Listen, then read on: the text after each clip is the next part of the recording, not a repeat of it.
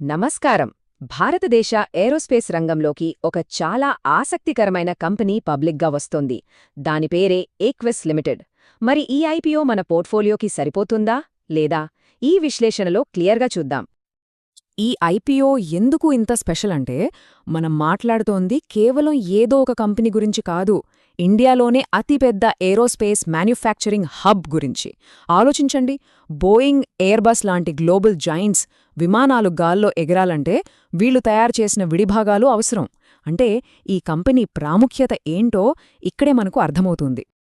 చాలా సింపుల్గా చెప్పాలంటే, ఒక విమానం తయారు చేయడానికి అత్యంత కీలకమైన, చాలా ఖచ్చితత్వంతో కూడిన కొన్ని లోహ భాగాలను ఈ కంపెనీ తయారు చేస్తుంది. ఈ ఒక్క విషయం గుర్తుపెట్టుకోండి, ఎందుకంటే మనం ముందుకు వెళ్లే కొద్దీ ఇది చాలా ముఖ్యం. సరే, ఈ అనాలిసిస్ని మనం స్టెప్ బై స్టెప్ ఎలా చేద్దామంటే, మొదట అసలు ఏరోస్పేస్ ఇండస్ట్రీలో ఏం జరుగుతుందో చూద్దాం.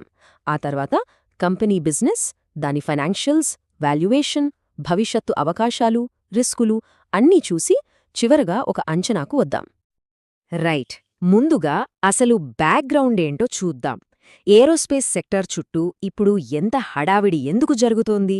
ఎందుకంత బజ్ ఉంది? ఇక్కడ కనిపిస్తున్న నంబర్స్ ఒక పెద్ద కథను చెప్తున్నాయి. రాబోయే 20 ఏళ్లలో ప్రపంచానికి వేలల్లో కొత్త విమానాలు అవసరం. ఈ భారీ డిమాండును అందుకోవడానికి ప్రపంచ దిగ్గజాలైన బోయింగ్, ఎయిర్బస్ లాంటి కంపెనీలు ఇండియా వైపు చూస్తున్నాయి.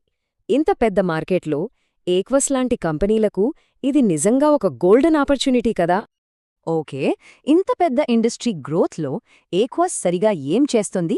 వాళ్ల బిజినెస్ ఏంటి? వాళ్ళు ఎలా డబ్బు సంపాదిస్తున్నారు చూద్దాం. వీళ్ళు కేవలం నట్లు, బోల్ట్లు తయారుచేసే కంపెనీ కాదు. ఇది చాలా కాంప్లెక్స్ ప్రాసెస్. చూడండి, ఒక ముడి లోహాన్ని తీసుకుని దాన్ని అత్యంత ఖచ్చితత్వంతో ఒక షేప్కి తీసుకొచ్చి దానిమీద స్పెషల్ కోటింగ్లు వేసి ఫైనల్గా విమానంలో అమర్చడానికి రెడీగా ఉండే ఒక పర్ఫెక్ట్ పార్ట్గా అందిస్తారు. ఈ లిస్ట్ చూస్తేనే మనకు కంపెనీ క్వాలిటీ ఏంటో అర్థమైపోతుంది. ఏవియేషన్ ప్రపంచంలో టాప్ ప్లేయర్స్ అందరూ వీరి క్లయింట్లే. ఎందుకంటే బోయింగ్, ఎయిర్బస్ లాంటి వాళ్లు క్వాలిటీ విషయంలో అస్సలు రాజీపడరు. వాళ్లకు సప్లయర్ అంటే వరల్డ్ క్లాస్ స్టాండర్డ్స్ ఉన్నట్లే లెక్క. ఇదే ఏక్వస్ యొక్క అసలైన బలం, వాళ్ల సీక్రెట్ సాస్. బెళగావిలో ఉన్న ఈ స్పెషల్ ఎకనామిక్ జోన్ ఒక వన్ స్టాప్ షాప్ లాంటిది. అంటే ఒక విడిభాగం తయారీకి కావలసిన అన్ని పనులు ఒకే చోట జరిగిపోతాయి. దీనివల్ల టైం, డబ్బు ఆదా అవడమే కాదు, దీన్నే మనం మోట్ అంటాం. అంటే పోటీదారులు అంత ఈజీగా వచ్చి కాపీ కొట్టలేని ఒక అడ్వాంటేజ్. కథ బావుంది, క్లయింట్స్ బాగున్నారు, బిజినెస్ మోడల్ కూడా యూనిక్గా ఉంది. కానీ ఫైనల్గా మనకు కావాల్సింది నంబర్స్. సో ఇప్పుడు ఏక్విస్ ఫినాన్షియల్స్ ఎలా ఉన్నాయో చూద్దాం. ఇక్కడ గ్రాఫ్ చూస్తేనే క్లియర్గా తెలుస్తోంది. రెవెన్యూ గ్రోత్ చాలా స్ట్రాంగ్గా, కన్సిస్టెంట్గా ఉంది. ప్రతి ఏటా అమ్మకాలు పెరుగుతూనే ఉన్నాయి. ఇది ఒక హెల్దీ బిజినెస్కి మొదటి సంకేతం. ఇక్కడే అసలు ట్విస్ట్ ఉంది.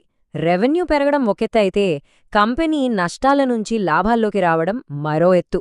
అది కూడా కేవలం 2 ఏళ్లలో.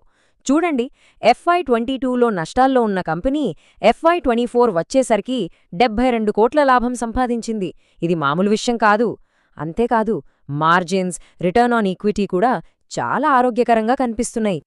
ఇక్కడ మరో పాజిటివ్ పాయింట్ ఉంది. ఐపీఓ ద్వారా వచ్చే డబ్బుతో వాళ్లు అప్పులు తీర్చబోతున్నారు. దీనివల్ల ఏమవుతుందంటే వడ్డీల భారం తగ్గుతుంది. వడ్డీలు తగ్గితే ఆటోమేటిక్గా నికర లాభాలు ఇంకా పెరుగుతాయి. ఇన్వెస్టర్స్కి ఇది చాలా మంచి విషయం. ఓకే, కంపెనీ బాగుంది, ఫైనాన్షియల్స్ కూడా ఇంప్రూవ్ అవుతున్నాయి, అంతా బాగుంది. కానీ ఇప్పుడు $1 మిలియన్ క్వశ్చన్. వాళ్ళు అడుగుతున్న ధర కరెక్టేనా? వాల్యుయేషన్ ఎలా ఉంది? ముందుగా ఈ డేట్స్ ఒకసారి నోట్ చేసుకోండి. డిసెంబర్ 2న ఓపెన్ అయ్యి 5న క్లోజ్ అవుతుంది. సరే, ఇప్పుడు మన మెయిన్ పాయింట్కొచ్చేద్దాం. అదే వాల్యుయేషన్. అప్పర్ ప్రైస్ బ్యాండ్ ప్రకారం చూస్తే కంపెనీ పీఈ రేషియో సుమారు 18 ఉంది. అంటే ఏంటంటే మనం కంపెనీ సంపాదించే ప్రతి రూపాయికి 18 రూపాయలు చెల్లించడానికి సిద్ధపడుతున్నామన్నమాట. మరి ఇది ఎక్కువంటారా, తక్కువంటారా? దానికి సమాధానం కావాలంటే మనం పక్క కంపెనీలతో పోల్చి చూడాలి. ఇక్కడ చూడండి, ఇదే అసలైన గేమ్ చేంజర్. ఏక్విస్ పీఈ 18 అయితే దాని పక్కనున్న మిగతా కంపెనీలను చూడండి. ఎంటీఆర్ టెక్ 50, పారస్ డిఫెన్స్ ఏకంగా 80, డైనమాటిక్ 40. వీటితో పోలిస్తే ఎక్వెస్ చాలా చాలా రీజనబుల్గా ఆకర్షణీయంగా కనిపిస్తోంది కదా. సో వాల్యుయేషన్ విషయంలో మనకొక క్లారిటీ వచ్చింది. ప్రస్తుతం మార్కెట్లో ఉన్న ఇతర ఏరోస్పేస్ కంపెనీలతో పోలిస్తే ఈ ఐపీఓ ధర ఖరీదైనదిగా అస్సలనిపించట్లేదు. నిజానికి ఇది ఇన్వెస్టర్స్కి టేబుల్ మీద కొంత వాల్యూ వదులుతున్నట్టుగా ఉంది. సరే, వాల్యుయేషన్ బాగుంది, కానీ మనం ఇన్వెస్ట్ చేసేది కంపెనీ భవిష్యత్తులో కదా. సో ఫ్యూచర్ ఎలా ఉండబోతోంది, అవకాశాలేంటి, ఎదురయ్యే రిస్క్స్ ఏంటి, రెండూ చూద్దాం. కంపెనీ భవిష్యత్ గ్రోత్కే ప్రధానంగా 3 ఇంజిన్లు ఉన్నాయి. ఒకటి, గ్లోబల్ డిమాండ్, విమానాలకు డిమాండ్ పెరుగుతూనే ఉంది. 2, మన దేశంలో మేక్ ఇన్ ఇండియా లాంటి పథకాలతో వస్తున్న సపోర్ట్. 3, వాళ్ళ యునీక్ బెళగావి ఎకోసిస్టమ్.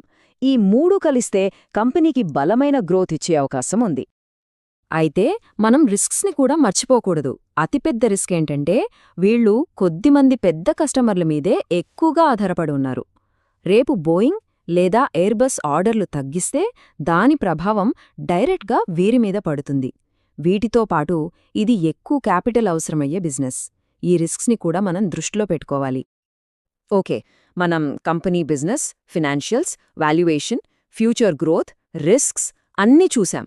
ఇప్పుడు అన్నిటినీ కలిపి ఫైనల్ జడ్జ్మెంట్కొద్దాం. అసలు ఈ ఐపీఓ ఎవరికి సరిపోతుంది?